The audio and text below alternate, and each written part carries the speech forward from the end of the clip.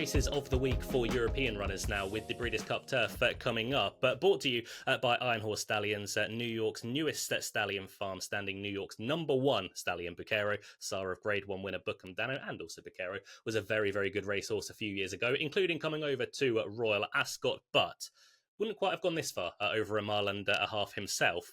I do think this is an open contest. Rebels Romance is a horse who has done in pretty much every single country you could want him to. Wherever he goes, he will run a big race. He took this race out a few years ago when over at Keeneland.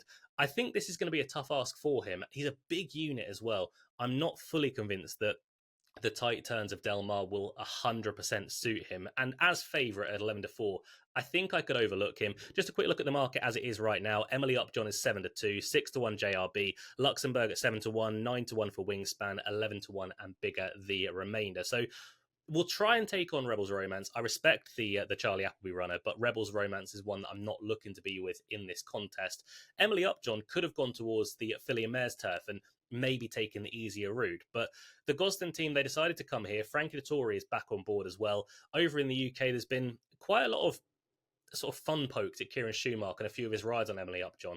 I don't think he's done a great deal wrong, if I'm being totally honest. It's been more for the sake of a losing bet, I'd say. Last time round, though, in the Prix Vermeil, I thought was a very, very good run. It was kind of a mini arc. You had Blue Stocking won the race, obviously went on to win the Prix de l'Arc de Triomphe. Aventure was in there as well, back in second, who obviously Aventure finished second in the Prix de l'Arc de Triomphe as well. They didn't go for the arc with Emily Upjohn. Instead, they're bidding to come here. She's had a bit of a frustrating season in a sense that she needs to get the head in front now, but her ability very much remains. We saw Team Gosden sort of be fortuitous at the Breeders' Cup last year as well with In Spiral, but we've seen it for years and years. And Frankie Dettori is a very interesting jockey booking. Stall 2, no real concern regards that at all. We'll mention JRB for Brian Meehan, obviously won at the Breeders' Cup with Red Rocks many, many moons ago. Has been very good so far this year. I thought was good in the Prix Dollar. That was a Group 2 over at Paris Longchamp, but it was a good Group 2. Al McCann was back in second. It was on softer ground. Al McCann is a real mudlark. I thought that was a run that you could upgrade a touch. Got a very good ride from Sean Levy when second to Economics. I wouldn't be holding him in that close proximity to Economics. I thought he was made to look a bit better than maybe he was. However, turning up here is very much interesting. Again, he's not one that I've got fully on my radar. I don't think he liked Chester, which is just about the tightest track you've got in the UK. Maybe Del Mar might find him out just a little bit. So we'll look further afield.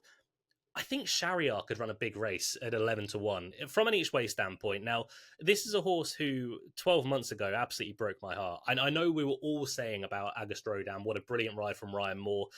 Did get a touch lucky going up the inside, but the gap came. Shariar managed to finish back in third. Watch that race back.